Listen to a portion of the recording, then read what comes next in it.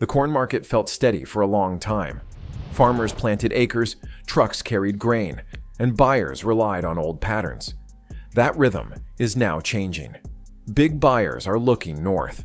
American corn is losing some of its old power. For decades, the United States led the world in corn exports.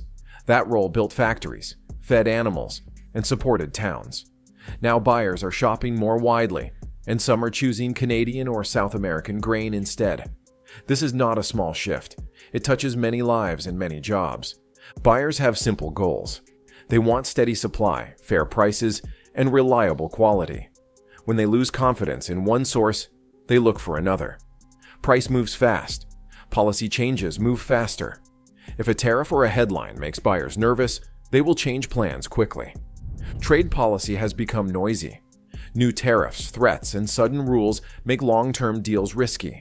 When business turns into headlines, buyers prefer safe options.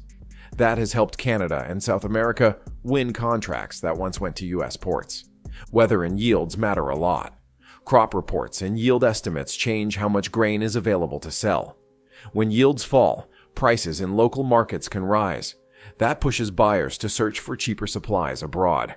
It is a chain reaction that starts in a field and ends at a port. Canada is not as big as the United States in corn volume, but it has quality grain and strong logistics. Canadian farmers and exporters have been active and flexible. Their shipments reach markets that used to rely on American corn. When buyers get the same quality and a better price, the choice is clear. South America is a real competitor. Brazil and Argentina have increased production and improved shipping. They plant at different times of year, so they can fill gaps in supply. That seasonal advantage lets them move quickly when buyers need grain on specific schedules. For U.S. farmers, the change is painful. They watch prices fall and shipments slow. Elevators see fewer trucks. Grain that used to move overseas may stay in storage or find other uses at home. For many growers, this is a familiar pain from past trade fights. For others, it is a new reality. Markets dislike uncertainty. When buyers delay, exporters hesitate. Weekly export figures show swings in some weeks of weak sales. That sends a signal to traders that demand may be shifting. Mixed signals can create a sense of a structural change instead of a temporary pause. Importers benefit from having choices. Feed mills in Asia, meat producers in Mexico, and poultry farms in Colombia can shop around. If Canada or Brazil offers timely shipments or a price edge, buyers take it. Competition gives buyers leverage and can push prices down. Inside the United States, the ripple is clear. Processors and ethanol plants watch input costs. If export outlets shrink, domestic prices may fall for a time. That can tighten margins for mills and blenders. Those pressures move from farms to factories and then to consumers in subtle ways. There is a political side to the story. Trade ties depend on diplomacy and stable rules. When a government signals protectionism or uncertainty, buyers seek new partners. Finding new suppliers is a way for importers to protect their supply chains. Some numbers are stark. Export shipments in certain weeks fell below 4-week averages. Net sales for parts of the marketing year dropped to low levels. When figures show a marked decline, market participants pay attention because trends can accelerate quickly. There are winners in this change. Grain handlers in Canada see more business. South American exporters celebrate larger contracts. Shippers that can move grain efficiently benefit. Buyers enjoy lower prices when competition grows, at least for a while. There are also losers.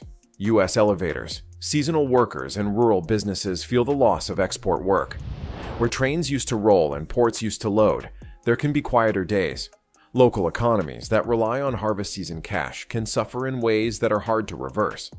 Can the United States respond? Yes. Policy can change, talks can mend fences, and investments can improve logistics. But rebuilding trust takes time. Contracts that shift away rarely return overnight. It takes steady steps to win back buyers. Farmers can adapt too. They can diversify crops, seek new markets, or invest in storage and processing. Some may target specialty markets where quality pays a premium. Others use forward contracts to lock prices and reduce risk. Policymakers should take this as a warning. Long-term trade relationships are fragile. If buyers find reliable alternatives, it is hard to regain business without steady effort. That means stable policies, open dialogue, and investment in ports and rail.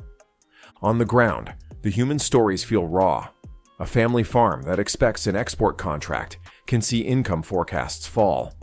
Those families know fields and seasons, but they do not control shipping schedules or foreign tariffs. That gap creates real anxiety. Industry groups watch the data closely. They track weekly sales, shipping records, and port activity. Those numbers reveal shifting flows of grain. Less corn moving from U.S. belts to old buyers means new patterns of trade and new price dynamics. Consumers may not notice right away.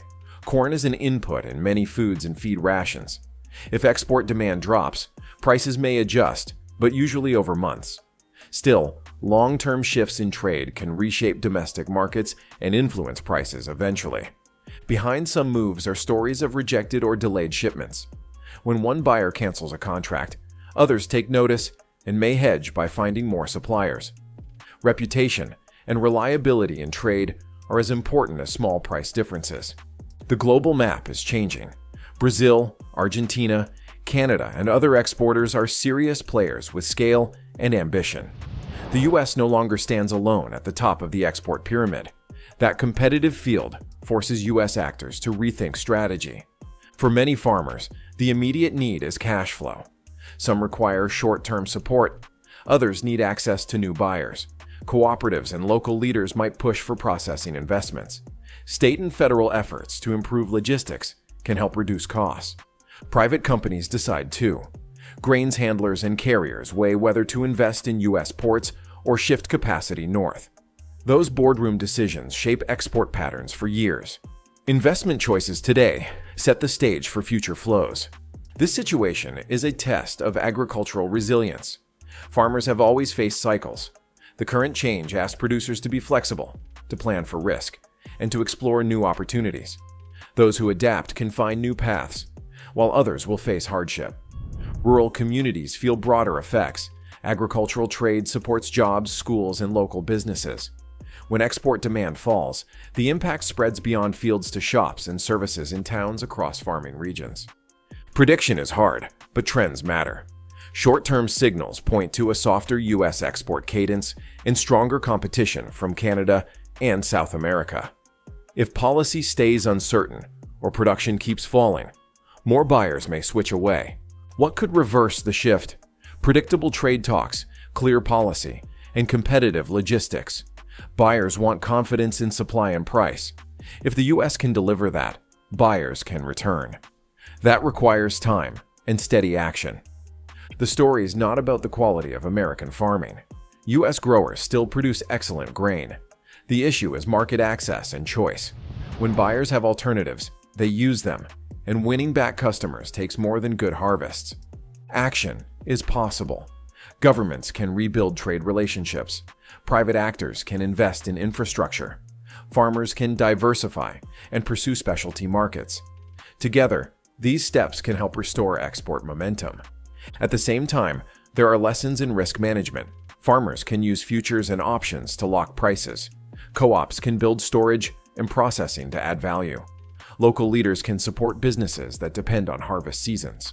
For listeners, the takeaway is simple. The world is shopping differently for corn.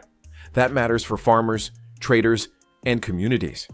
Canada and South America are winning opportunities. The United States must decide how hard it will work to win customers back. The change is not automatic or final. Markets shift, policies change, and weather alters supply. Trade patterns can return or evolve. What matters now is action. Policymakers, businesses, and farmers must respond together. In the end, the harvest depends on weather and work. Markets will keep changing. Companies will adapt. If history teaches us anything, it is that recovery is possible with time and effort. Remember the human side. Every bushel carries a family, a job, and a story. Support for farmers and clear trade policies can help protect livelihoods. The corn market may be complex, but its effects are felt in towns and cities across the country.